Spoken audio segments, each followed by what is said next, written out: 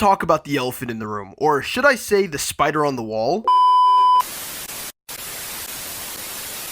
I don't know. What Spider-Man desperately needs right now isn't another trip around the multiverse or a team up with the Avengers. What he needs is to return to his roots, a chance to be the friendly neighborhood Spider-Man that we all know and love. Think about it. Over the years, what made Spider-Man mix with fans so well? It wasn't his ability to hop between dimensions or mix with billionaire geniuses. It was his relatability, his struggles as Peter Parker, and his determination to protect the little guy in his corner of New York City. To many of us, Spider-Man entering the MCU was honestly the best thing to happen for Marvel. I mean, we had to deal with the problems of The Amazing Spider-Man 2, and we just wanted to see the lovable web-headed crime fighter share the screen with the Avengers. But 8 years later, can we really say that Iron Man and the Mouse have really taken Marvel's icon and gave the audiences stories that will be cherished, like how the Spider-Man movies we grew up with were? I don't think so. My personal problem with these movies is that the vision that John Watts and Kevin Feige came up with was just not how Spider-Man stories are meant to be. And that's why, however many times I will continue to watch these movies, I will never fully feel satisfied. I mean, how long will it take for us to see Peter Parker truly grasp that with great power comes great responsibility? How long will it take for Spider-Man to truly feel like New York's #1 crime fighter? And No Way Home started to change things. I mean, Aunt May did tell Peter the line we've been waiting to hear from at least somebody, and then tragically dies from a threat Peter was unable to stop. Peter Parker learns the meaning of May's dying words from other Spider-Men. Hold on. I have to stop myself because is this how it's meant to feel like as a Spider-Man fan in 2024? Remember the Raimi trilogy? Movies that actually took the time to explore the character of Peter Parker. I mean, we saw him struggle with his responsibilities, his relationships, his very identity as Spider-Man. And maybe the fact that things like that are missing from these movies is why I have such a problem with the MCU's take on Spider-Man. Now, I don't think Spider-Man Homecoming is as bad as what many think, but I do think it does definitely show us many problems that Spider-Man critically came to have in the MCU. And from there, all of our later Spidey appearances only dealt with him dealing with the bigger picture of the MCU, even in his own movie. From 2016, you can flash forward to where we are now in 2024, and it took all of that to get us to where we are now, where Peter is now. The movie's ending gave us a reboot of the story for Tom Holland's Spider-Man, giving us a very much needed fresh start.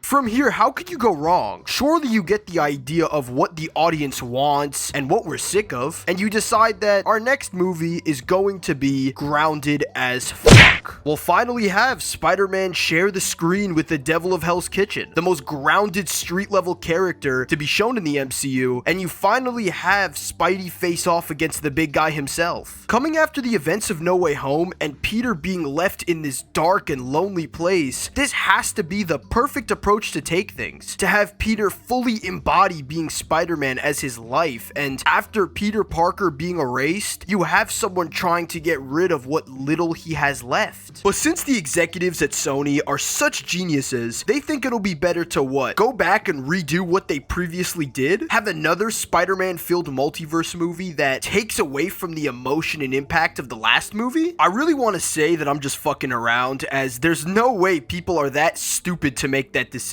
but as like Peter Parker is meant to feel, when do I ever get what I want? And that is exactly how it's meant to feel as a Spider-Man fan in 2024. This is what it's like when dealing with a multi-billion-dollar studio that never provided stories that do the character right in the first place, and another that doesn't even care and only cares about the profits. Each movie has to be bigger, more spectacular than the last, and in that race for spectacle, you lose sight of what makes Spider-Man special in the first place. I was lucky with Peter Parker when I came up with that character because he seems to have struck a chord with so many readers. And I think it's because he's probably more like a regular person, a normal person than any other character. And I try to make him that way because I guess until Peter Parker, no superhero or no superhero's alter ego had ever had to worry about making a living, getting along well with girls, being popular, or have all the problems that I tried to heap as many problems as I could on poor Peter, because I feel most people, even people who seem to be happy, have problems and they have worries. One thing I loved from the point of view of writing the stories, it made it easy for me to come up. See, you have to come up with situations that interest a reader, where the reader is going to say, how the hell is he going to get out of this? Now, I always enjoyed doing things where Peter Parker had to become Spider-Man and go over there in order to save the world or the city or Mary Jane or somebody.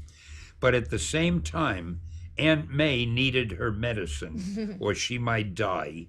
And the only place to get the medicine was in the drugstore over there. But Peter had to do either one of those in the next 5 minutes. And there wasn't time to do them both. And what would he do? And I tried to come up with as many situations of that type as possible, because of the fact that he had a regular life away from his superhero life that had all sorts of problems. I think people could relate to it. Even the idea of not being able to, well, for example, I had not read any other superheroes who very often felt they wished they could quit being a superhero because it's not a normal life and he's miserable and maybe he's not doing the right thing. I made him a guy who is very introspective. He questions, why am I doing this? I gave him a guilt complex. He felt his uncle had died because he hadn't captured this original burglar who ended up killing his uncle. So he was riddled with neuroses and riddled with worries and doubts. And there were quite a few stories I wrote where he wanted, in fact, there was one story I know I wrote where he threw his costume in a trash can and he walked away, said, I'm giving it up. And John Romita drew the greatest cover of him walking away into the distance and the trash can over here with the costume kind of hanging over the side. And you hadn't seen that in Superman or Batman or anyone. So I'm rather proud of that. The fact that Peter, like any normal human being, had self-doubts and concerns, and he was just never sure. Am I doing, just like me now, I'm not sure. Am I talking too much? Am I talking too little? Do I look okay in the camera? Should I be, my wife will say, you should have sat straight. Why were you hunched over this way? We all have these problems.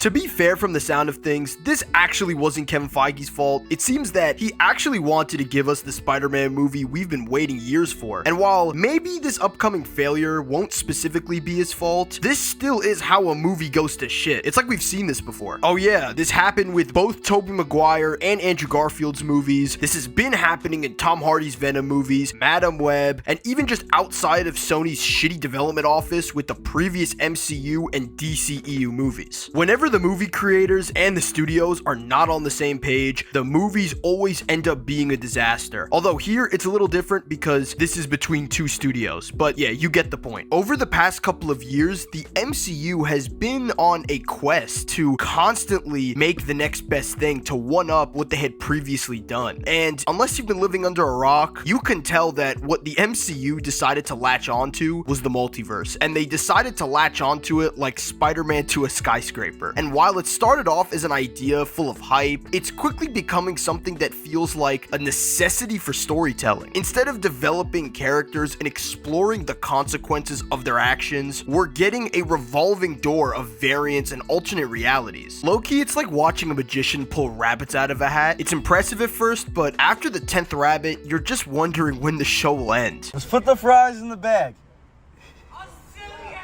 And our friendly neighborhood wall crawler has been caught right in the middle of this multiverse web. No Way Home did use the concept of the multiverse to great effect, as they did bring together 3 generations of Spider-Man, 2 of which who I personally grew up with, and you also have 2 other Spider-Man movies that also heavily focus on the idea of the multiverse. But here's the thing, it worked because it served the emotional core of Spider-Man's journey. Now, don't get me wrong, seeing 3 Spider-Men together was cool, always will be cool, especially when it's Tobey Maguire and Andrew Garfield, but we do have to think for a second, at what cost? While the events of No Way Home did enable Peter to learn the lessons he had yet to fully grasp, can we really see another multiversal crisis that Peter Parker puts the sacred timeline in because he yet again failed to understand that with great power comes great responsibility? As we face yet another multiversal Spider-Man movie, we have to ask if Peter's growth is being sacrificed for the sake of the movie. Look, I have no problems with the idea of a multiversal Spider-Man movie, but it's depending on the context. Look at what is happening with Miles Morales in his own movies that I love. They have shown us how to actually use the multiverse as a tool for character development rather than a defense for lazy storytelling. And what made the Spider-Verse movies work? They used the multiverse to explore the core of what makes Spider-Man who he is. By showing us different variants of Spider-Man, they highlight the essential qualities that unite them all. The sense of responsibility, the struggle to balance out their personal lives with heroic duties, and the relentless determination to do what's right. These movies also use the multiverse to challenge Miles. Miles doesn't just meet other Spider-Men, he's forced to question his place in the multiverse and tackle the weight of being Spider-Man. But with Tom Holland in the MCU, it's like they've learned nothing from the success from the results of No Way Home. Instead of building on Peter's growth and the emotional weight of his sacrifices, they're throwing him back into the chaos of the multiverse. It's as if they're afraid to let Spider-Man stand on his own 2 feet in his own city, dealing with his own problems. Imagine a Spider-Man story set entirely in the boroughs of New York. No world-ending threats, no alternate realities, just Peter Parker trying to make ends meet while protecting his city from street-level threats. A street-level story would allow us to really dig into Peter's relationships with the people of New York, because this is how you build a hero who feels like he belongs to the city, not just someone who swings by occasionally to save it from alien invasions. Hey everyone. There's a problem, and it's between the 2 studios that are directly impacting the creative direction for the future of Tom Holland's Spider-Man movies. On one side, we have Sony, who wants its own universe, but also want to maximize its Spider-Man IP. They've seen the success of the MCU, and they also want a piece of that interconnected universal pie. And on that other side, you have Marvel Studios, who wants to keep Spidey in its playground that is the MCU. And well, the multiverse is sort of that convenient bridge that allows the 2 studios to cross. But here's the thing, Spider-Man doesn't need the multiverse to be this deal breaker. He never has. What makes Spider-Man compelling is his struggles to balance his normal life with his superhero responsibilities. It's about a kid from Queens trying to do the right thing in a world that often punishes him for it. By constantly expanding the scope to multiversal proportions, we're losing sight of what